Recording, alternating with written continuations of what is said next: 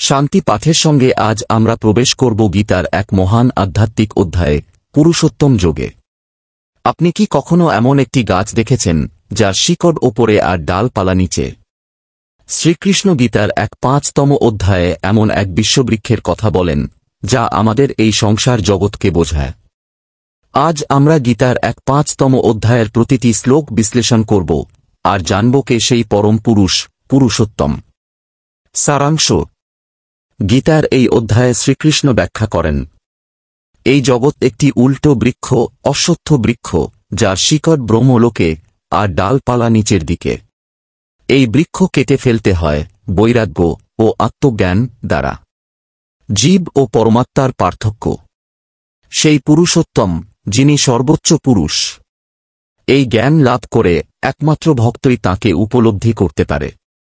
শ্লোক বিস্তারিত বিশ্লেষণ। শ্লোক ১: ঊর্ধ্বমূলমধঃশাখম অশ্বত্থং প্রাহুরব্যায়াম ছন্দাংশি ইয়স্য পর্ণানি ইয়ং বেদৈঃসহ গীতিতা। ব্যাখ্যা: এই জগৎকে বলা হয়েছে একটি উল্টো গাছের মতো। শিকড় উপরে, যা পরম ব্রহ্ম।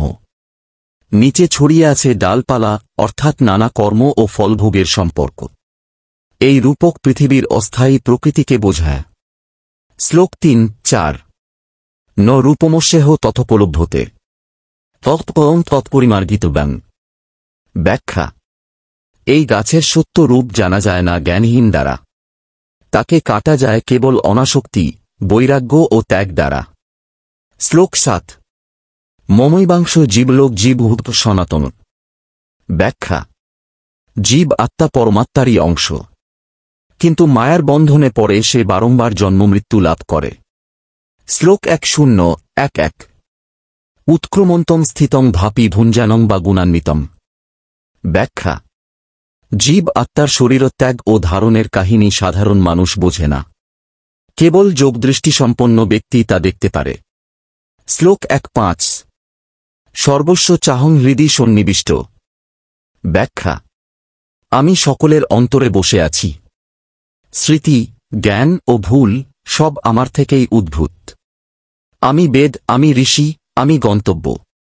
শ্লোক ১-৮: যো মামেবং সম্মূঢ় জানাতি পুরুষোত্তমম। ব্যাখ্যা: যে ব্যক্তি বুঝতে পারে আমি সেই পরম পুরুষ, সে সর্বজ্ঞ ও পূর্ণতায় পূর্ণ। এই উপলব্ধিই মুক্তির পথ। আধ্যাত্মিক বিশ্লেষণ: পুরুষোত্তম মানে তিনটি রূপের ঊর্ধ্বে। ক্ষর নাশবান, দেহ। অক্ষর অবিনশ্বর, আত্মা। পুরুষোত্তম ঈশ্বর, সবকিছুর ঊর্ধ্বে। শ্রীকৃষ্ণ নিজেই নিজেকে এই পুরুষোত্তম নামে পরিচয় দেন, যা গীতার অন্যতম গূঢ় ঘোষণা। এই অধ্যায় শিখায় সংসার বৃক্ষকে কেটে ফেলতে হবে জ্ঞান ও ভক্তির সাহায্যে। জীবনের প্রযোগ: আত্মা ও পরমাত্মার পার্থক্য বুঝলে অহংকার দূর হয়। মায়া জালের বাইরে যাওয়ার পথ দেখায় এই অধ্যায়। ভক্তির মাধ্যমে পরম সত্য উপলব্ধি সম্ভব। উপসংহার: যে বুঝে এই ব্রহ্মতত্ত্ব, বিশ্ববৃক্ষের রহস্য আর উপলব্ধি করে সেই পুরুষোত্তমকে, সে আর জন্মমৃত্যুর জালে বাঁধা থাকে না। গীতা তাই বলে, জ্ঞানই মুক্তি। এই ভিডিওটি আপনার জীবনে আধ্যাত্মিক দৃষ্টিভঙ্গি এনে দিতে পারে।